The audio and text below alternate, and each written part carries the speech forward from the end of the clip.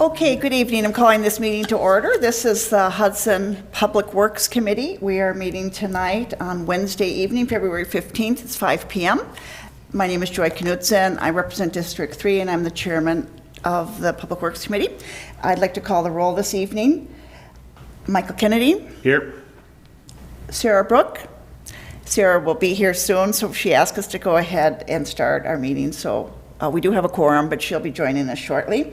We're also joined this evening with our Public Works Director, Michael Mraz, and also our city engineer. We're happy to have Erin McPhee Anderson with us. She has just recently joined the City of Hudson staff. And of course, Deb Andrews, Executive Assistant for the Public Works Department. Our first item today is to have a discussion or action on the minutes. Any corrections or comments on those? I'll move to approve. Okay, and I'll second it. All those in favor? Aye. Aye. Minutes are approved. Next, we have an opportunity for comments and suggestion from the public, but I do not see anyone present this evening that would care to comment or speak to us, so we'll move on to new business. And the first item for new business tonight, I'd like to introduce our architect that's working with us from Cedar Corporation. We're happy to have Chris Dressler here this evening. Chris, if you'd like to have a seat here so you can be on camera and on the mic, glad to have you with us. And we're excited to hear about the progress as you're working towards our public works facility. Yeah, absolutely.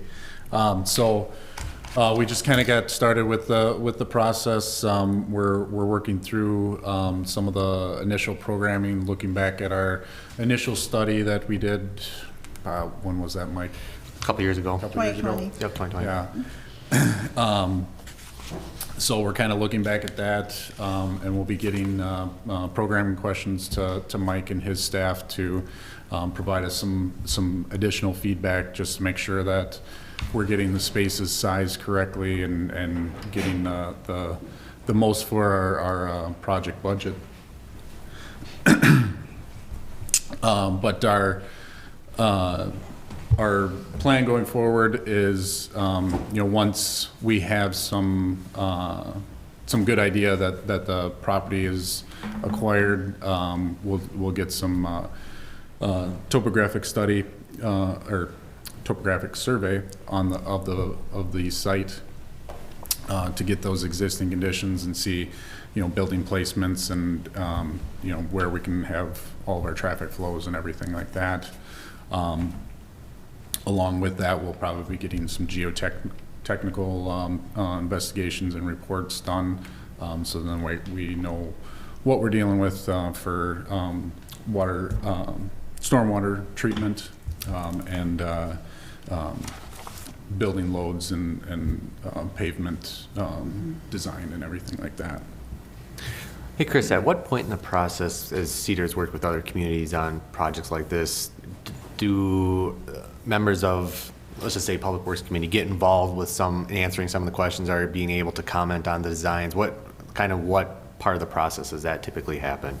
Yeah, so basically kind of what we're looking at is right around May, probably mid-May, we would have a conceptual layout that we'll be able to present to everybody and have some updated cost estimations so you guys can understand where we're at in terms of the project budget and everything.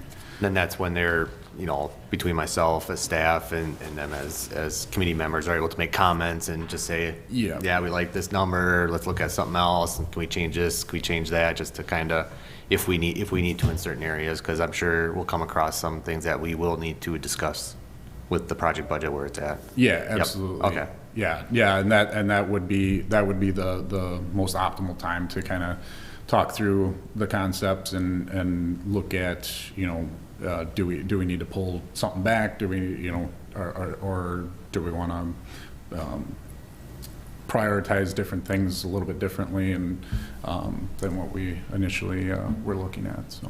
Okay.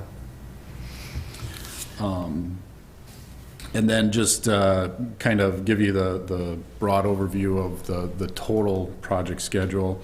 We'd be looking at you know, having a 30% design, and with the CM approach that the city's taking, we'll have some solid numbers from the CM to include in that, and then we can also provide some value engineering options. You know, if we were looking too tight on the budget or looking at over budget, we can provide some options to bring that all back into the budget. So when do you anticipate 30% design being done?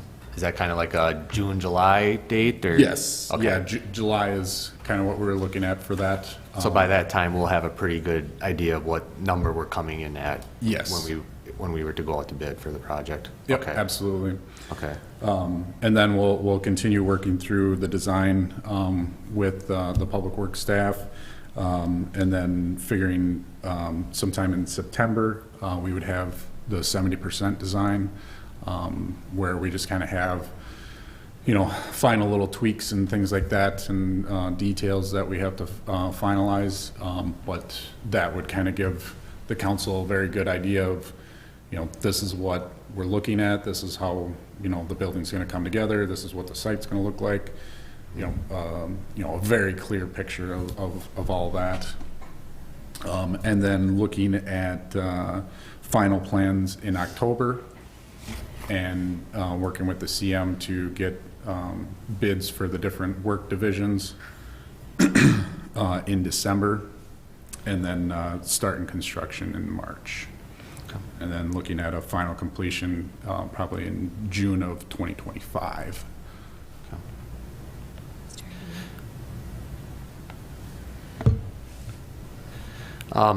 When does, or who, obviously when the building is starting to come together, obviously there's all different types of materials for these types of buildings. We want to make sure that it's built with longevity in mind. Having said that, we do have to stay within our budget.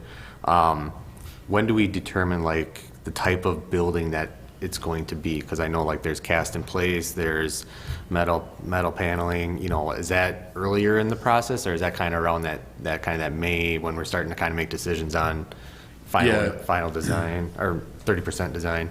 We'll basically, as we start bringing the concepts together, you know, we'll kind of be working with staff and everything, and talking different ideas, you know, about the concept. Meanwhile, we will be looking at, okay, because that kind of plays into, you know, how the concept lays out too, is what the structure is going to look like. Because I know the reason I bring it up is I know I've been to other communities touring facilities here earlier this fall, and a lot of them build their facilities with growth in mind, right? They can only afford so much now, which is kind of where we're at right now, but we also want to set ourselves up in the future if the community ever does expand and need more space, that we put the building on the site appropriately and we build, you know, with materials with that in mind, is what I'm trying to say. Yep. Yeah. And any type of structure that we go with, we will make sure that, you know, whether it's, you know, making an expandable end wall of a pre-engineered building, or making it where we can pull precast panels, if we will, with a precast building, making that so you can pull those panels out and extend it further and just keep building on. Kind of thing. So, Okay. yeah, definitely thinking of the future of Hudson, which you guys are ever growing at this point. So we definitely want to keep that in mind. Chris, I have a question for you, and possibly Michael too, but is it always best scenario to have it all in one building, or is there ever a situation where you've seen this sort of facility work well into separate structures, like certain things are stored here, but the work and the repairs and the welding are here? I mean, does that ever happen, or is it usually all in one building? So typically what we've done in the past is, typically the most efficient is having everything under one roof. You know, just because then you can, it's easy to get to things. It's, you know, very simplistic that way. But with a public works facility, you're going to have some items like cold patch that you're not really necessarily going to want within your building, but yet you want that to be heated, to make it easier to work with in the winter months. But keeping that, outside of, the more conditioned space and providing a space that has a lower tempered space to make it easy to get to, but still separate it out and not having that obnoxious smell and everything. Sure. And then also, there are some instances where there's seasonal equipment where you can have a cold storage building that those items can be stored in that facility when they're not being utilized as frequently. There are some times where you have a piece of equipment that is it's just for plowing, but you still end up using it during the summer at some point and everything. So keeping that in mind as we kind of look at these options as well. Thanks.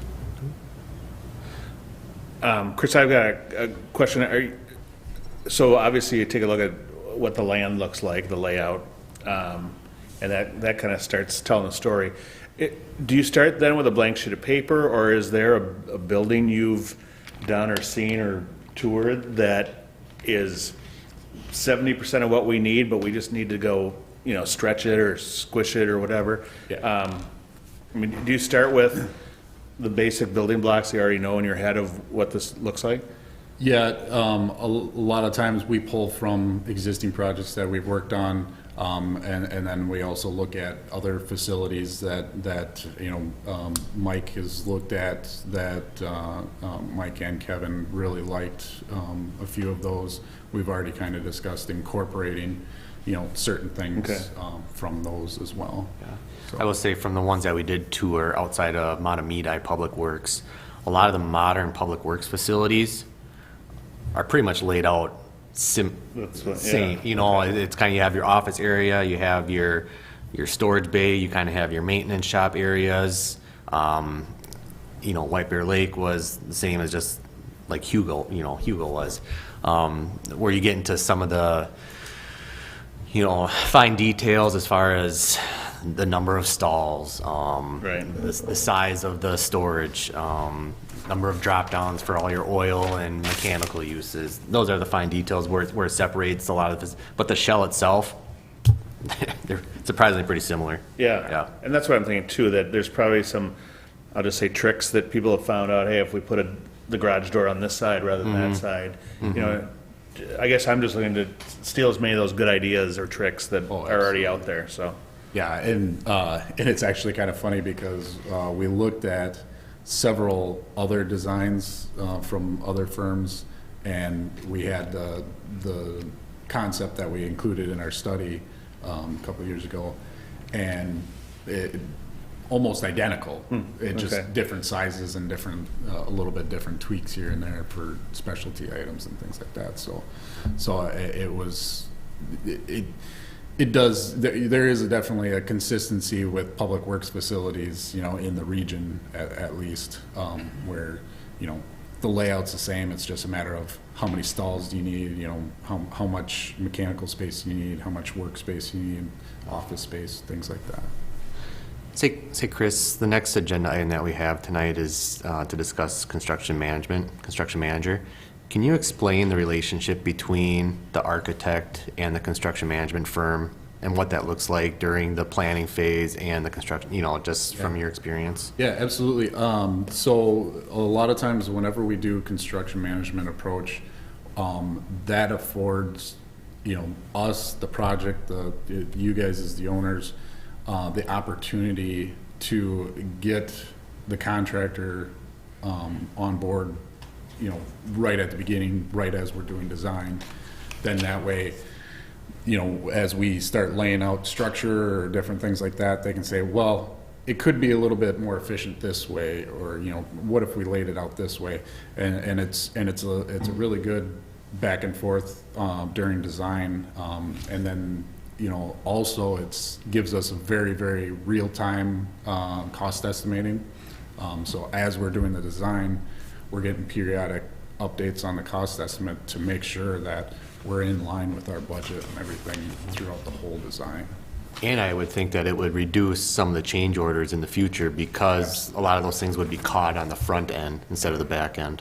Yeah, Okay. because it allows the contractor to look at the plans early and, you know, give us, you know, feedback is, hey, you know, even though that they're not performing a certain division of work, they're saying, hey, I know in the past we've seen where contractors miss this because there isn't this, so Yep. let's make sure we have some sort of note or, you know, a detail of that. So it does afford us a lot of good feedback on the design, so that way we can have minimal change orders during construction. That's certainly important. I appreciate that cooperation between the two. We look forward to that. If I'm not mistaken, when you were a part of the team that did the facility study for Hudson, is that correct, a few years ago? And I know the projected cost then was up to 12 million, which right now we're working with a smaller budget than that, and try and do the best we can.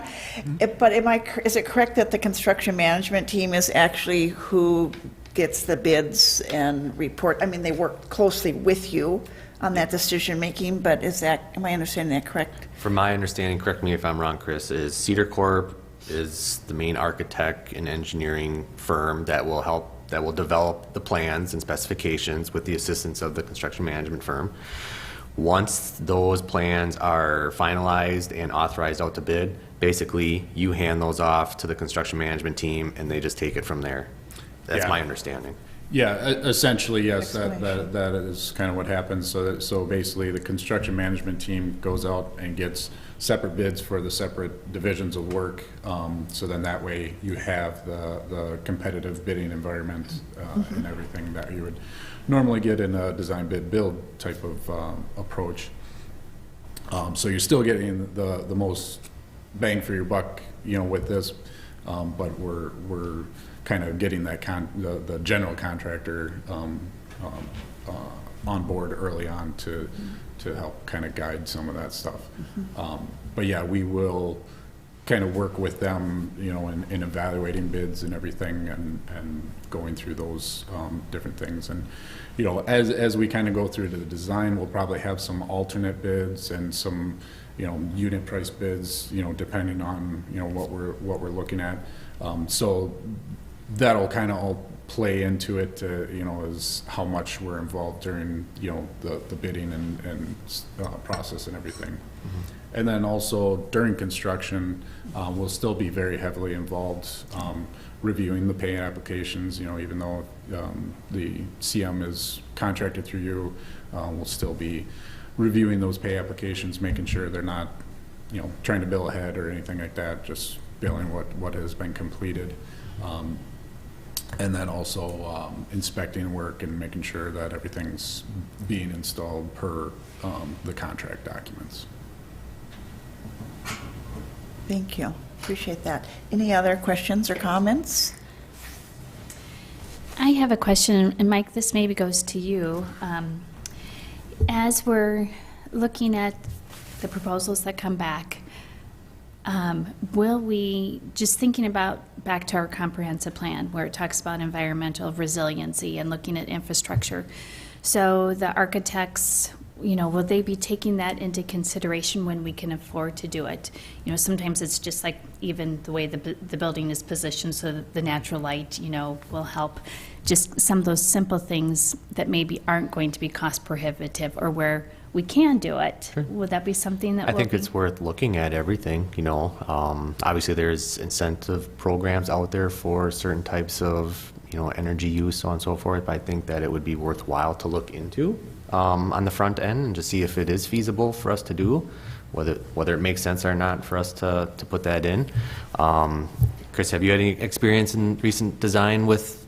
Yeah, and actually, I'm actually just currently working on a project that the municipality is going for an energy grant, and part of it is, how are you planning for future sustainable energy and everything, and so we're looking at making sure there's room in the utility room for solar panel transfers and different things like that. Conduit up to the roof, make sure the roof is structurally able to handle a solar panel array. Even as simple as EV charger for vehicles out in their parking lot. Things I of like sort. that one. That's awesome. Yeah. That's great. So yeah, we always take that in consideration, and like you said, just simple placement of the building to take advantage of, the most sunlight and things like that as well. Great. Thank you. You bet.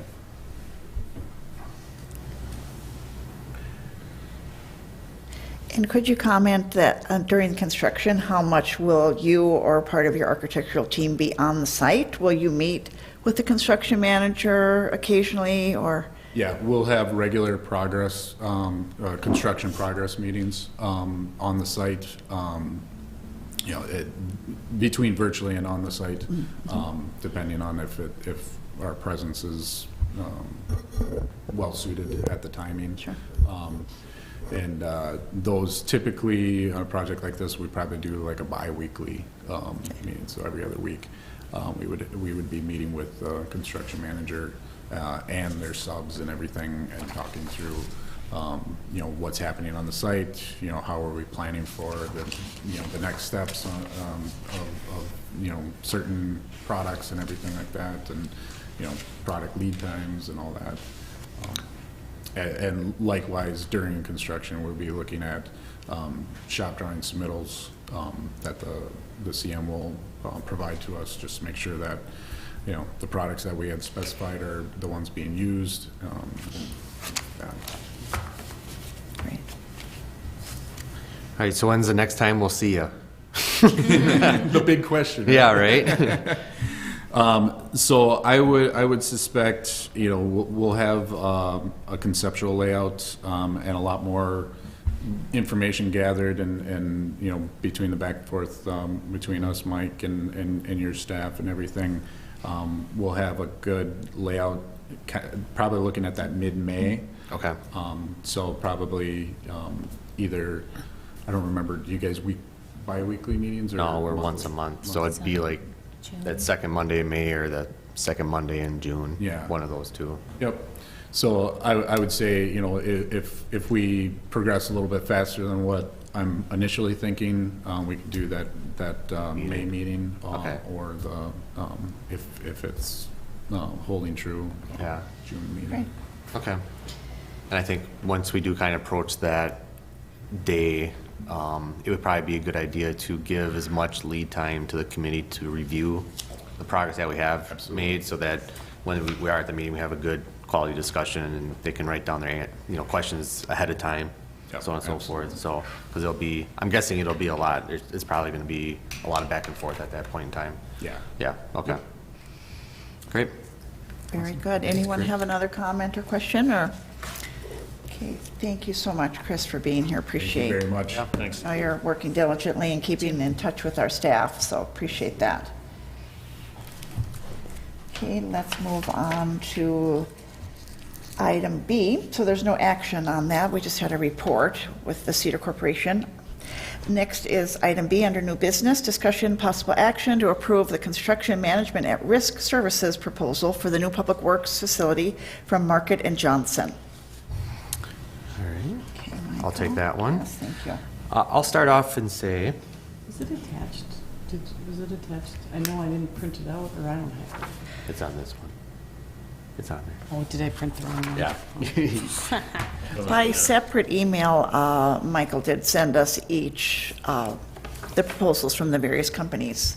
So if you had time or interest to look at that in depth, but go ahead if you Yeah. want to report to us. Yeah, I guess I'll start off and say that we had 5 proposals sent back to us. to be the construction manager for this project.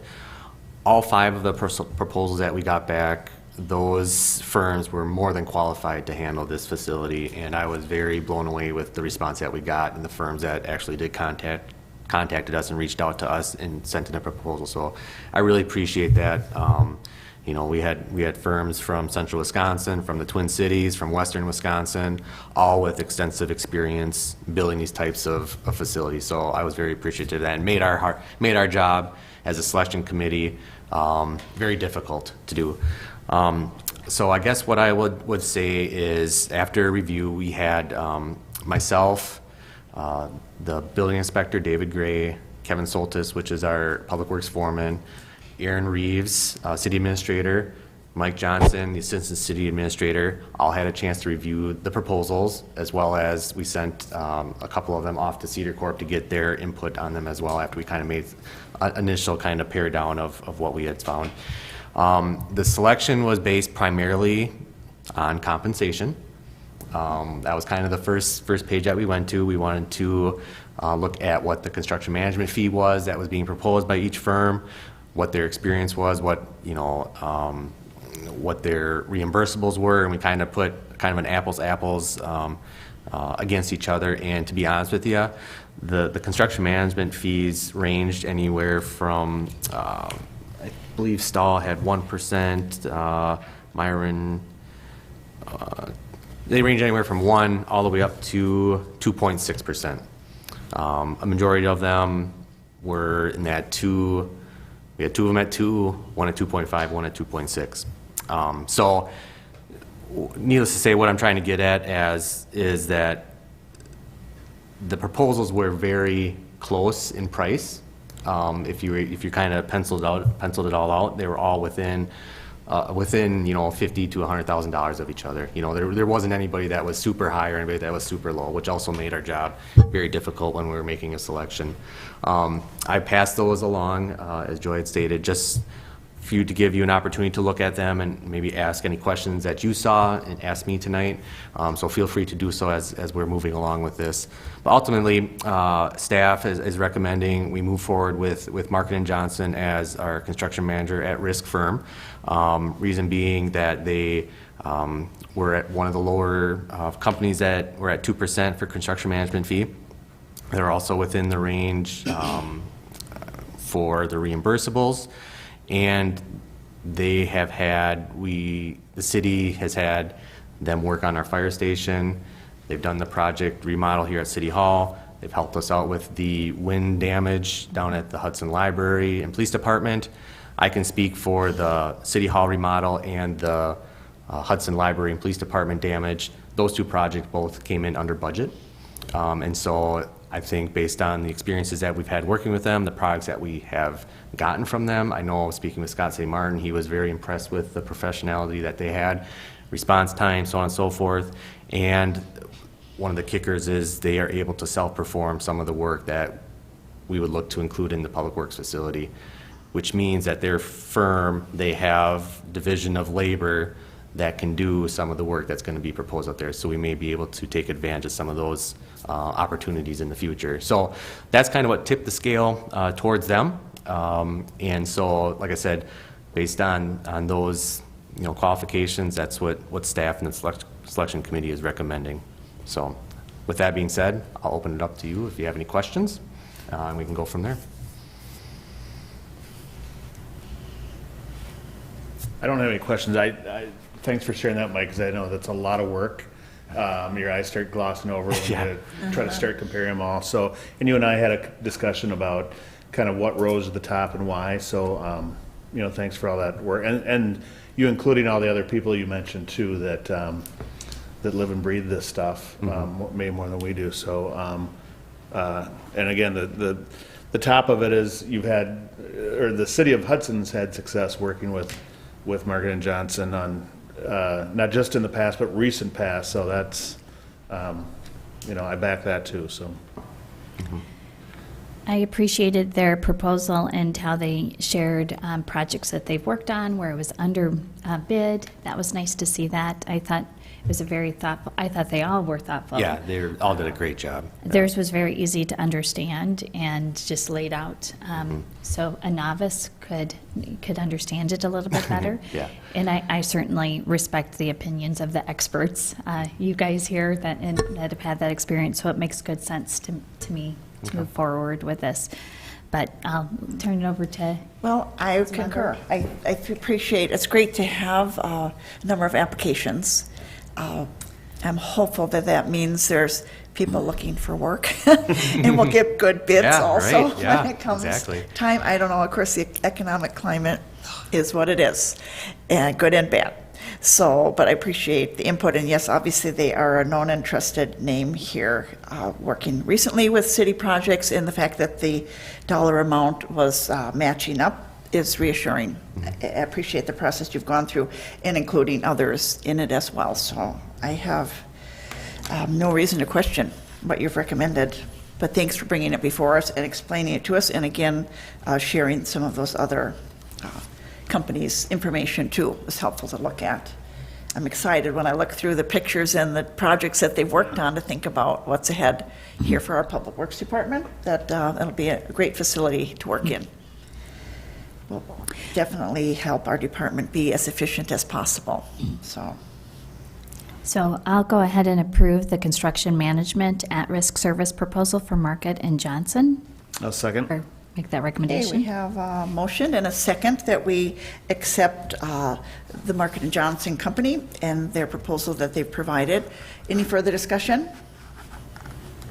If not, all in favor, say aye. Aye. Aye. Opposed, same sign. Okay, that is approved, and we'll go ahead and notify them of that, and they can begin working with our architect firm, which will be great. So glad to have that off and running here. Thank you. Okay, so our next item on our agenda is discussing the 2023 street maintenance project. And this is also an action item, discussion and possible action to accept the bid from Allied Blacktop Company in the amount of $784,719.60 for the 2023 street maintenance project. Thank you. You're welcome. Michael? I'll take this one. I won't. Yeah. It's only Erin's second day here, so I didn't want to put her on the spot. Yeah, but I think it's important for her to be here because this will be her baby here over the summer months. But we went out for bid on the 2023 street maintenance project. We opened bids on January 31st. We received 3 bids. The lowest bid received was from Allied Blacktop Company at the stated price. It was a great bid. The engineer's estimate for the construction portion was $805,221. So we're approximately, about 20,000 under the engineer's estimate for the construction portion. And so obviously, whenever a bid comes under the engineer's estimate, we're doing good, especially in today's climate. We're actually starting to see some of the asphalt, oil prices starting to come down a little bit, which bodes well for future projects. Hopefully it stays that way. Obviously, you never know with Joy staying with the economy the way it is. The monies are coming from the 2023 capital improvement plan. So we have estimated or earmarked $880,000 for this project. It's that amount because it includes the construction, which was the bid. It also includes the engineering, which is the design and then the inspection out in the field. And so if you put those two together, our total estimated expenditures are $881,919.60, and we have a budget of $880,000. So we're pretty much right on, and that's really good for that large of a project to be that close. So with that all being said, staff is recommending approval from the bid from Allied Blacktop Company. Is it correct that Allied did this street maintenance last summer also? They did. Okay. They did do the street maintenance, and we were very impressed with their equipment, their program, their staff, and we have nothing bad to say about the work that they did. Okay. So, very comfortable with them. That's great. I have just a general question. I'm not going to go line for line Yeah. unless you want to. No, You know, that's I've got all night. it's up to you. Yeah. No, as I was going through this, and again, I don't pretend to know half the stuff, or the other half. But when we have the engineer's estimate, and then you compare it to, let's just say the 3 bids, when there's some real vast differences, is that maybe that specific task is better in the wheelhouse for that one company? They have the right equipment where other people are leasing or whatever. I just see a couple things where some people blow past our engineer's estimate by 3 or 4 times. And in other instances, there's someone that's at, $3,000, $4,000, and someone's at $20,000 for the same thing. So just comment on that. I'm sure it's a million reasons, but Yeah. does that pop out at you as they're all using the same quality stuff?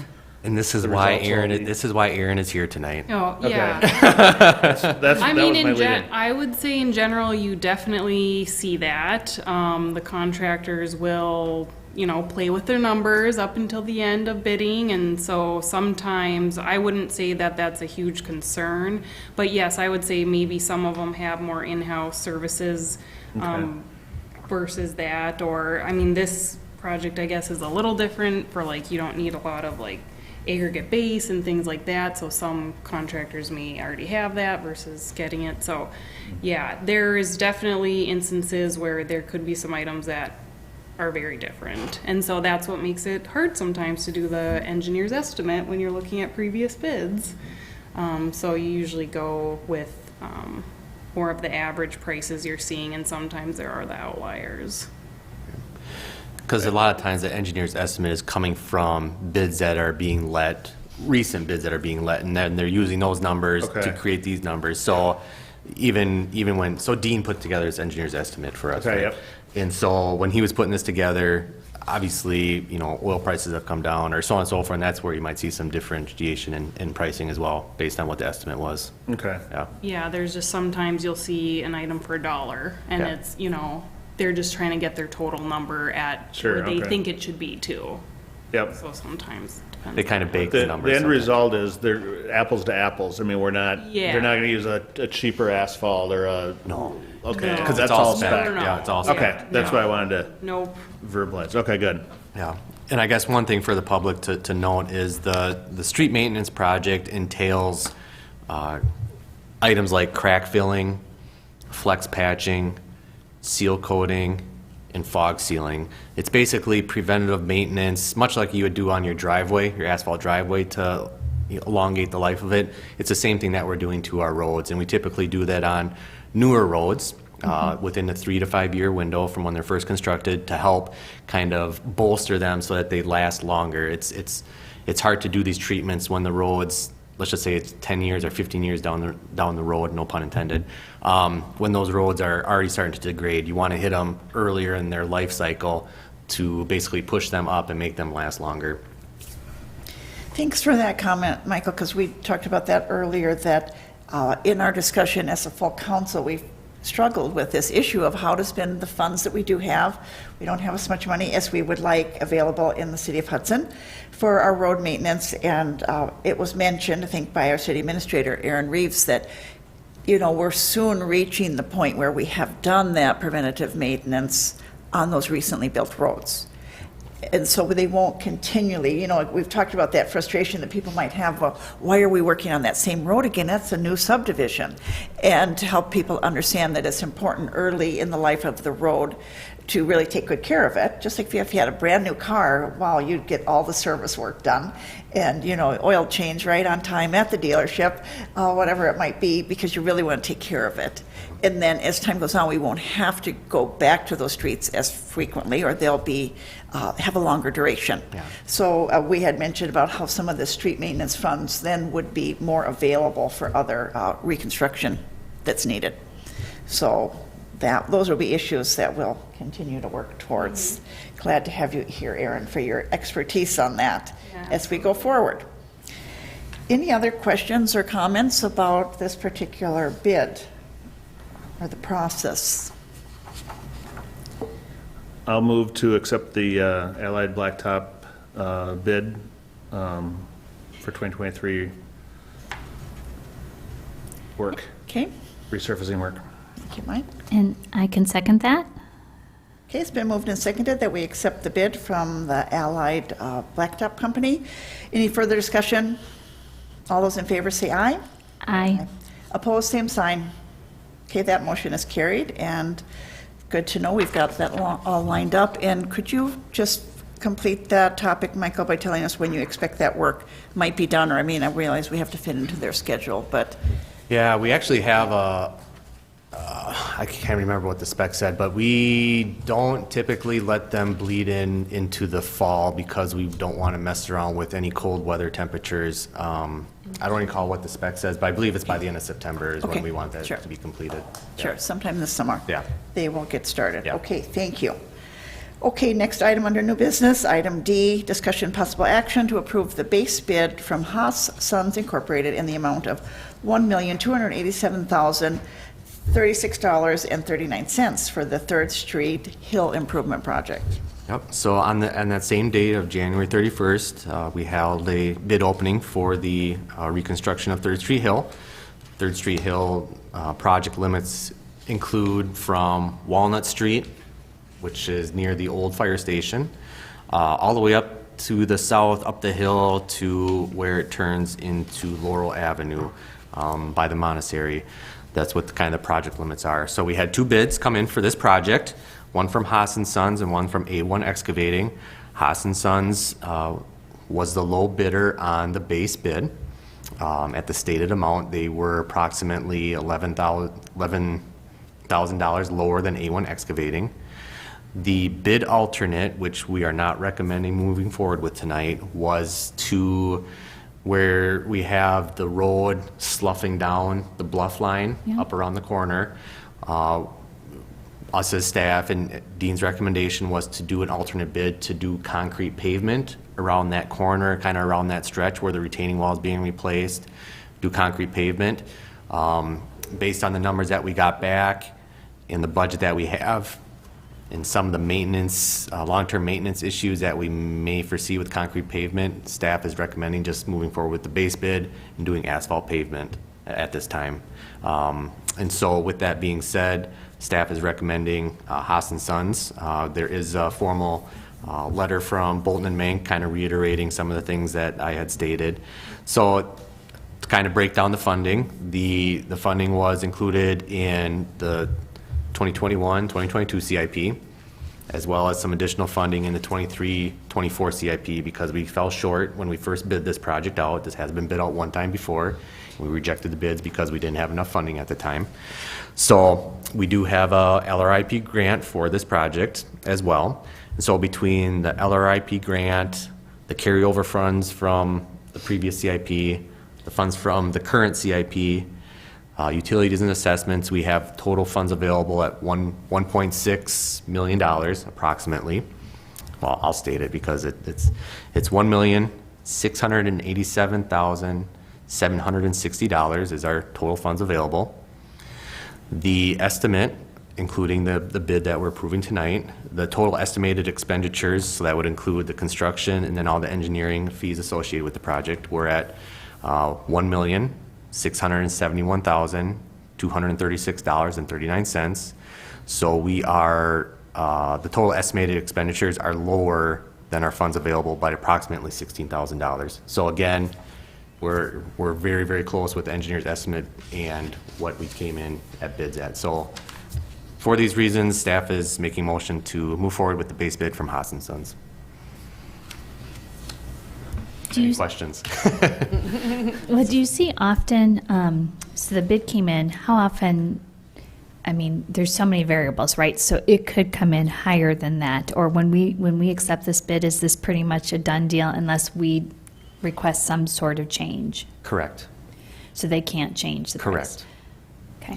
Yep. If there is something that is outside of the project plans that were developed, a change order, i.e. if we wanted to all of a sudden replace a utility line down the middle of the street that wasn't incorporated, we would have to sign off on a change order. Okay. But the bid that we're approving tonight would lock them in at that price to complete the plans as they are designed and bid out. And then with the surplus that we're going to have, it kind of just sits in like an undesignated account so that if we need to pull it, like something else comes up unexpected, we can pull from those funds? There is that opportunity, yep, and we've done in the past where, let's just say a signal project, all of a sudden we have to redo something because a loop detector went down. Well, maybe we can reallocate some of these savings to that project, or we carry these savings over to the next year's project and we're able to do something more next year type of thing. Yes, there's that opportunity to do. So it stays in there's certain account codes where that money stays in that makes it available for future, it's got to be road related projects. Okay, thank you. And to that point, so utilities, you mentioned this is not an area where Correct. there's anything for future. Right. Okay. There's very minimal utility work on this project. It Okay. is majority surface work. Okay. Yeah. All right, I'll move to approve the Haas and Sons Third Street Hill Improvement Project. And I will second that. Okay, you have a motion and a second to accept the base bid from Haas Sons Incorporated in the amount of $1,287,036.39 for the Third Street Hill improvement. Any further discussion? If not, all those in favor? Aye. Aye. Opposed? Okay, very good. That And has been I'm sorry, can I accepted. just ask one quick question? Yeah. When do you anticipate that they'll start on this? This one has an early start date. It's specified in actually, some of the specifications, I was talking with our engineering tech the other day. I don't know if Aaron, if you caught this, but in the spec, it actually calls for work to start before the ground even thaws. So we're going to have to talk with the contractor and talk through that, but it does specify like a final completion by, I believe it was the end of August, but like soon, like when the ground thaws and road restrictions are off, that's when the contractor should be starting work on this project. And what will our communication be to those residents that live in that area? Yep, so that'll be, the engineer's office will do mailings or be in communication with them as far as access, so on and so forth. The good thing is with this project, being that it is a majority of the surface work, it's not like they're gonna be unable to access their homes for weeks upon weeks because we're putting in new sanitary, water, storm, so on and so forth, where, you know, the portion down here, we do have a couple minor storm sewer improvements to do, but for the most part, we should be able to keep access open for a majority of the project with this one. Yeah. Okay.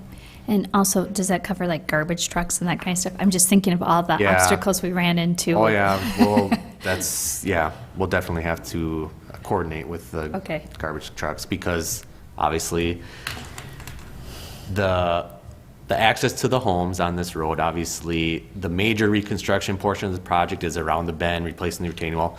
That's gonna be closed down for an extended period of time. So people aren't gonna be able to go up, you know, Third Street Hill to access the top of the hill for a long period of time. But at least the homes are on the portion of the road that aren't gonna be, Okay. you know, under total reconstruction. And one other question for notifying the homeowner, property owners about special assessments. Does that have to be done before the project starts? It is, okay, Yep. so So that'll we be, will start that process. okay, Yep, after council approves. okay. Yep. And so this will be on the council agenda next Yep, week. correct. Sounds good. Any other questions on that? It's a big project, and I'm very, very happy that the bid came in, that we can make that happen this year, because we need to do that. And it's great that we have a grant to help defray some of the cost. Okay, next, old business. We do not have any items specified under old business, but we do want to have some project updates. So, Michael, I'll let you do that for us. I'll run through these. So first one on the agenda is the Hagan Street Bridge grants. So we currently have 2 grants that are pending. We have not heard back from either one yet. Hopefully by the end of this month. They were supposed to be by the end of last month, but we have not heard anything. One of them is the Bridge Improvement Program. The other one is Reconnecting Communities Program. So, like I said, 2 pending grants out so far. Because we haven't heard back from them and we didn't want to miss a next round of the RAISE grant, we went ahead and applied again for that second round of the RAISE grant, which was due at the end of this month. So we're in the process of putting that together and we will be submitting it. If for some reason we get one of these other grants, then maybe we will pull but there are opportunities where we can utilize multiple grant fundings to build or to reconstruct that facility. So with that being said, we move forward with submitting the raise grant. We still have 2 pending. Knock on wood. I mean, I'm not holding my breath, but you never know. We just got to keep throwing stuff at the wall and hopefully something sticks for that one, because without any type of outside funding source, I don't know if that project would be reconstructed, because we're looking at $6 to $8 million for that project alone. So that's the update on the grant program for Hagan Street Bridge replacement. Any questions on that one? Yeah. So at what point do we start doing long-range plans? Like, okay, we've tried for these grants, we haven't had success. I'm hoping that is not the case. But I mean, ultimately, like, I know right now the rating is still safe on the bridge. Yeah. But when are we going to start to budget, or when will we start having those kinds of conversations? Like, we haven't gotten grants, we need to figure out how we're going to put this in our plans. I mean, that facility is unique in that the state technically owns that bridge, right? And so with the safety rating, in our discussions with them, I mean, that bridge is going to last with normal maintenance. It's going to last a long time yet. And so it's going to be on the city's dime to replace that bridge if we're looking to create better traffic flows, so on and so forth. It's not, the state looks at the bridge right now and says, it's working fine, it's safe, there's no reason for us to put any money into it, right? And so that would have to be an internal discussion, and obviously, the budgets and CIP planning, and there's a lot of other needs. And so that's, I think, Aaron, do you have a lot of experience with grant? I think, after 2 or 3, the reason why we applied for the raise grant again is because after the first submission, we got some really good feedback from the people that are reviewing the grants to say, this is where you're deficient in your first application. Here are some things you can tweak or enhance for the second round. So we kind of are making those adjustments, submit it again, and then we'll see what we get from that. If we continue to, comes a point where you don't want to just keep banging your head against the wall and wasting staff time on doing these submissions as well. So maybe we look at other projects like Carmichael North that might score a little higher, where we can get some of those funds to do another project in town that we've identified. Because it's just a bummer, or the bummer is not the right word. It's disappointing that we don't have bridges that are more pedestrian friendly and bike friendly. And as our city continues to grow and we're seeing more of that, I hope this will come through. I really do. Yeah. Yep. Okay. Any other questions on that one? No? Okay. Item B is Safe Streets for All grant update. So this is a joint grant that was submitted from various counties in western Wisconsin that the city of Hudson was able to piggyback on to help create, what do I have here? Local road safety plans. And so St. Croix County, Dunn County, and Eau Claire County actually partnered together to write the grant and submit it, and they actually received the grant, which is good. And so in St. Croix County, the St. Croix County Highway Commissioner included Hudson in on his application. And so when they start looking at doing the local road safety plan, they will incorporate Hudson in on that work. And basically what it does, it looks at roadways and intersections with high rates of crashes, specifically at intersections, fatalities. And what it does is it identifies, low-cost safety enhancements that could be made available to improve those intersections. And then what the plan does is it actually it's the key that opens up another pool of money that we're able to then apply for grants to make those improvements in the future. So for example, let's just say Cooley Trail on the south side of town by Rivercrest Elementary, County Road F, Cooley Trail, all kind of meet, Carmichael Road.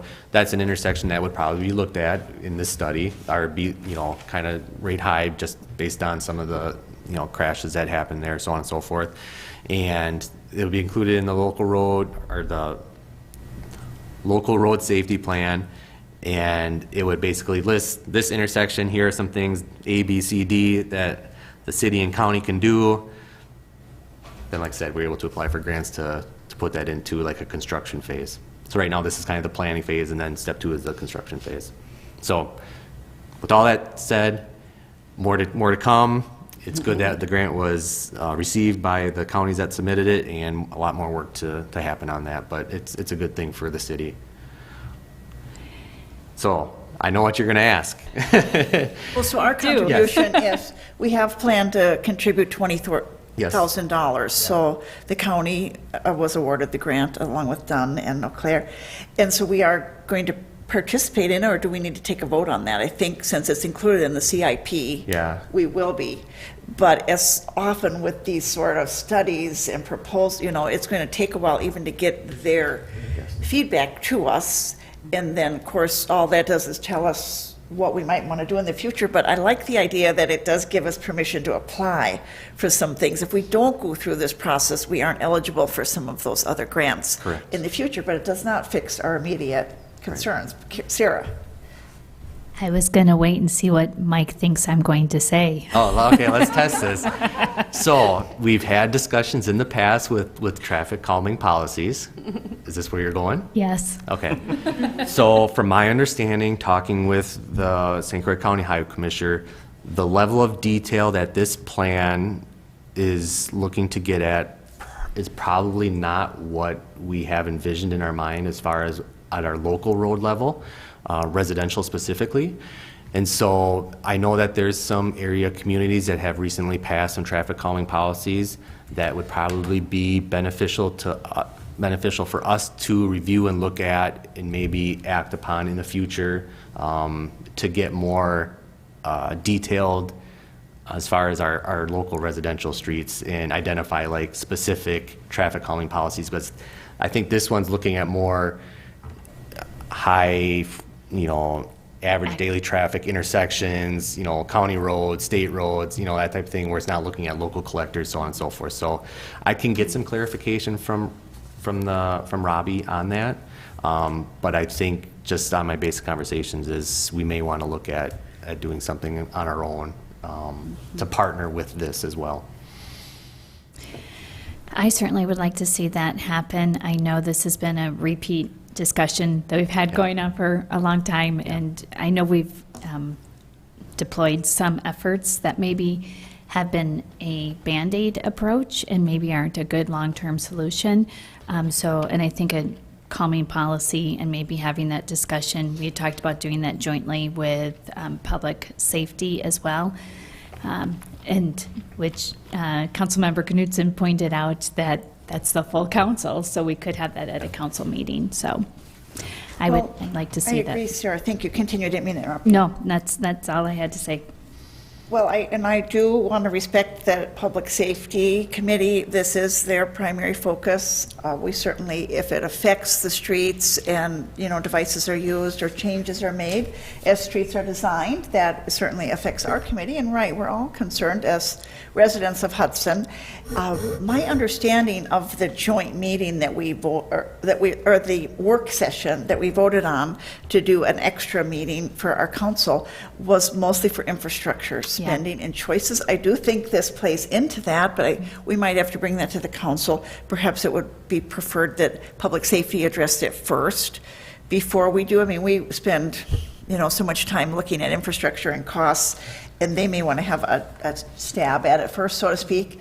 I did want to point out that the city of New Richmond recently did come up with a policy where they just stated some guidelines of how they would look at things as a community in terms of percent of people that are speeding at a certain area or street, how they would interact with that, were there accidents in 12-month period, things like that. So they have just come up with a policy recently which might bear looking at. Again, I don't know whether we should go any further on it right now or ask public safety to take the lead. I mean, do you have comments or thoughts on it, Mike? No, I think the goals are all kind of end up in the same spot.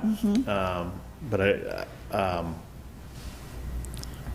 I think you point out a good difference that, we're kind of the physical road and sign and lights and the safety is, the police part of this.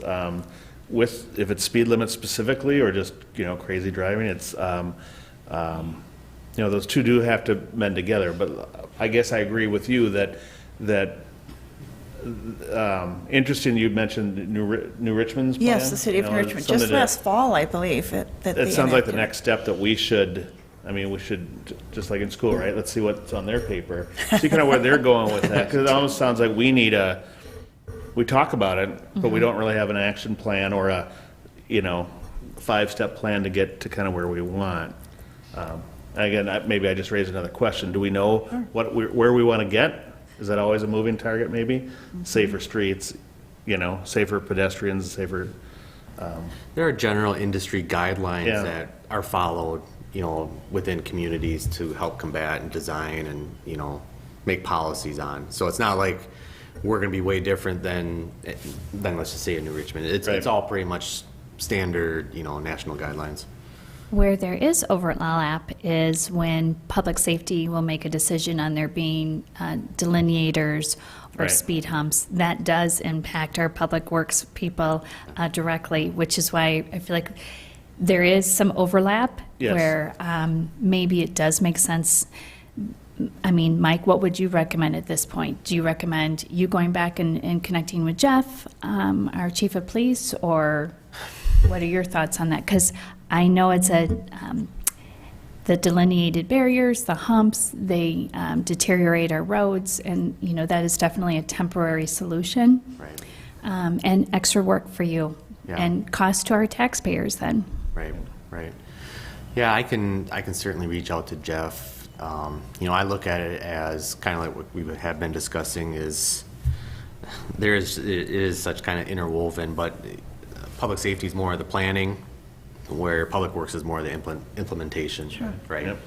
They come up with the plans to how we're going to reduce the speeds, this, you know, so on and so forth, with some expert help that we have on staff here, and then public works makes those come to fruition, whether it's redoing the road or putting up, you know, speed humps or delineators or crosswalks or stop signs. So I think that's kind of what the relationship looks like between the two. But there needs to be some communication because, like you said, obviously they're discussing and passing infrastructure or amenities that we need to pay for, and a lot of times those items aren't budgeted for and they are expensive. And so where's that money coming from? It doesn't come out of thin air, right? So it's got to come from somewhere, which means we can't do other things that we were planning to do. So there is some type of communication that has to happen between the two communities at some point in time when we're discussing this specific item. Yeah. Is there any chance that we could make sure that this is on our next agenda so we could have an update on where it's at, what you have discussed, and where you think we should head? I just know this has been a topic that's been. Oh, yeah. I know we were kind of kicking the can down the road to wait for the county and what was happening with that. And like I said, I don't think what we would get out of that plan is what we would be looking for as a community, right? Right. So now we know, okay, let's go to plan B and let's start doing something proactively within the city of Hudson. Thank you. Yep. Sounds good. Well, agreed, it's something that's important to all of us, so thank you for your update on that. Yep. And then also the snow removal update. Yeah. 2023. All right, so I'll just go over some numbers here, just kind of give you a rundown of where we're at right now versus, you know, some of the budget numbers. So our 2023 salt, so we have reserved 1,675 tons of salt for the 2022-2023 season. We have used or ordered 1,450 tons so far. So we have approximately 225 tons worth of salt left if we need it, and we still have a couple months. Now, having said that, our salt shed is full. We have capacity of 500 tons in there. We're probably at about 400 ton right now, approximately. And just to give you an idea, obviously there's a lot of variables that happen with certain snowstorms, but general rule of thumb is each snowstorm is about 80 to 120 tons of salt. Okay, so we have enough salt for probably 6-7 major snowstorms yet, which is good. I mean, we're almost through February, so you got March. March is typically snowy, but you get in April, warmer temperatures, you don't have to use as much salt. So we're kind of hitting our target with that. I feel comfortable with where we're at. The budget, as far as just overtime budget, in 2022, our overtime budget was $76,500. Our actual was $64,746. So we were about $12,000 under budget for overtime. Now, take into consideration, this is overtime for the whole year for all types of overtime. It doesn't just specify snow operations. That's, you know, trees that are knocked down, traffic signals, street lights, you know, my car got hit a guardrail, you know, all that stuff. So, and then for this year, for 2023, this is more specific because a majority of our overtime is snow-related. Our budget was reduced. It's a $44,600 budget for 2023. Our actual, through the first couple months, we're at $23,414.11. So we're approximately half of our overtime budget, right, in 2023. And then another thing that I just wanted to talk about, just to give you a general idea. So when a normal plowing, this is how much it costs, and just labor alone, normal plowing. And this is basically a perfect snowstorm where it starts at like 3 or 4 o'clock and it ends at midnight, and then guys come in at 2 a.m., so on and so forth, and they plow until the streets are clear. That's like the perfect snowfall, right? So staffing expenses were probably like $2,700 to $3,200 in staffing expenses to take care of that snowfall each time it snows. Now it's just staff. That doesn't include fuel, any salt, you know, salt expenses I didn't include in that. That's just the staff. When we remove snow downtown, every time we remove snow downtown, it's approximately $6,000 to $7,000 every time we remove snow downtown, because we have to bring additional staff on board.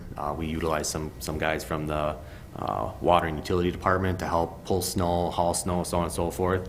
And then in our larger snowfalls, we actually contract out a couple of quads to help remove snow, so we don't have the operator just sitting down there, because in a large snowfall, you go half a block and the truck is full, and then he's got to go all the way out to Grandview. Well, there's times where there's gaps, and we don't want to have gaps. We want that blower operating all the time. So when we bring in a outside contractor to help with snow removal, that's an additional $2,000. So now you're talking about $10,000 every time we remove snow from downtown, and that's just staff.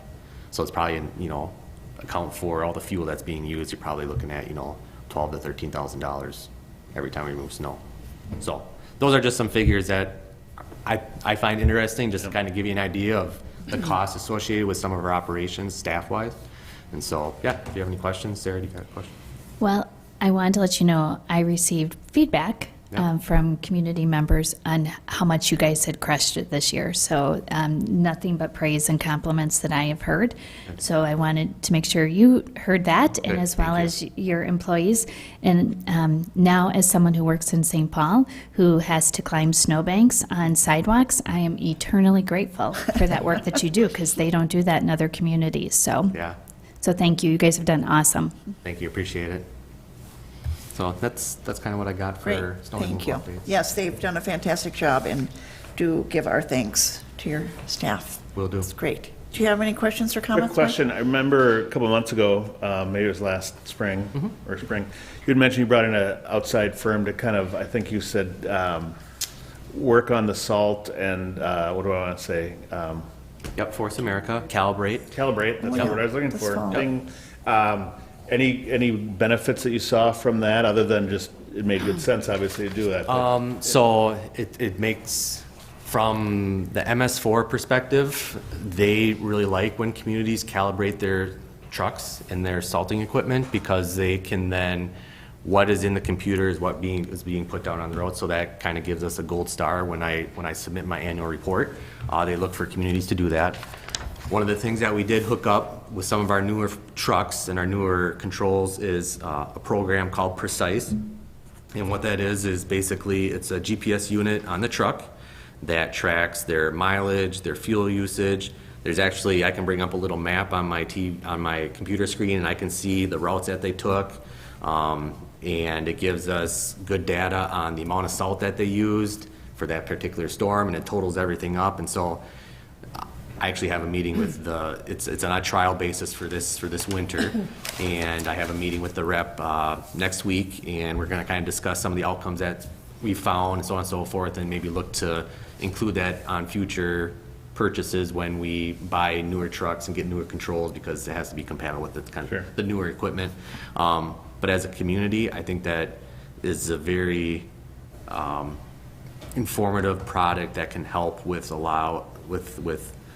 plowing routes, efficiencies, salt usage, especially as if the DNR starts to kind of crack down on us on the amount of salt that we use to keep our waters cleaner, or keep the sodium out of the water. And so it's a very, very neat program that I found to be very, very useful so far. And then for people that I've had calls, I live out on such and such a street, and the plow hasn't come by my street. I can go on my computer and I can run the map back, and I said, well, it looks on my map that the plow was out there at 5:30 this morning, And so those are good things that I can communicate to the public. And I think it comes to a point where in the future, I know other communities actually make that public, so they know where the trucks are at or where they've been. And that's something that we may want to look at in the future as well. I don't think we're there quite yet. I'd like to get the whole fleet up to date. But like I said, it's a very useful tool for a community. Thanks. I'll just echo what Sarah was going to say. This is a weird winter. They all are weird, right? Yeah. But with the ice and snow, whatever, I think you guys have done a great job. And as you mentioned, you go to other communities that are bigger than ours or better than ours, right? Our roads, even down to the small cul-de-sacs, are done very well. So thank you and your staff for all that so far. Keep it up, because we have a little more winter left, I think. I know, right? Yeah. We're not out of the woods yet. Thank you. So I have two questions for you. One, let's just say you don't use all that salt. Yep.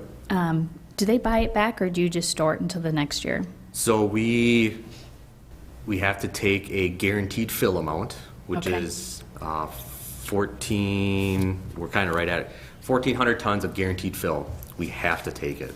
Okay. The extra 275 ton, that's a reserve amount. That's there for us if we need it. We don't need to buy that. If we don't use it, we don't use it. We don't pay for it. Okay. There has been instances where we've had a light winter, and let's just say we've only used 1,000 tons worth of salt, and we still have 400 ton in our guaranteed fill that we have to buy. We have in the past reached out to other communities, the county. Okay.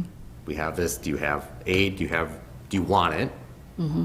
Because you can buy it, from us, and sometimes that happens. Or B, can you store it for us, and then we'll, as needed, we'll come and grab it, or so on and so forth. So those are other ways that we kind of get around with because we can only, like I said, we can only hold 500 tons in our salt shed. So there are times throughout the season, especially in busy back-to-back snowfalls, where I get nervous, my foreman gets nervous when there's only a couple scoops of salt left in the shed. It's like, and they're behind on delivery, and you really got to be sparing where you're putting down your teaspoons on the road.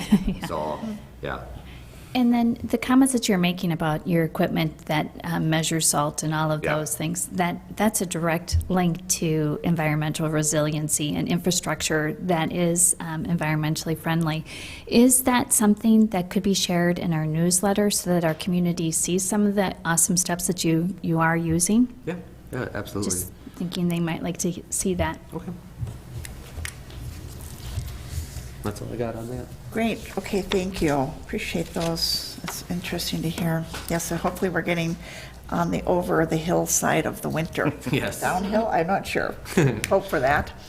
Okay, thank you. And the next item, communication for future agenda. We are looking at a possible meeting change for March. A couple of us have had side conversations about it. So I believe that the discussion was looking towards the week of March 6th, if I'm not mistaken. So I'd take input or suggestions. And I want to just thank everyone for adjusting their schedule for tonight's meeting at my request. Thank you for that. And thank you. The March is for me, so thank you for considering it. So March 6th, we would have council. Council, right. And so then 7th is probably Plan Commission. Board and Plan Commission. Okay. Park and Plan, okay. Okay. Is there anything on the 8th? Not that I'm aware I of. don't think on the city calendar it's not. Correct. I would be able to meet on the 8th. Yep. And I'll be coming from the city, so it'll be another thing where Yes, thank you for I'll sneak. hustling in. You did very well getting here tonight. I did in speed, I promise. Yes. Glad the roads were good. What do you guys think about March 8th? Anyone have an objection to that? 5 PM on the 8th?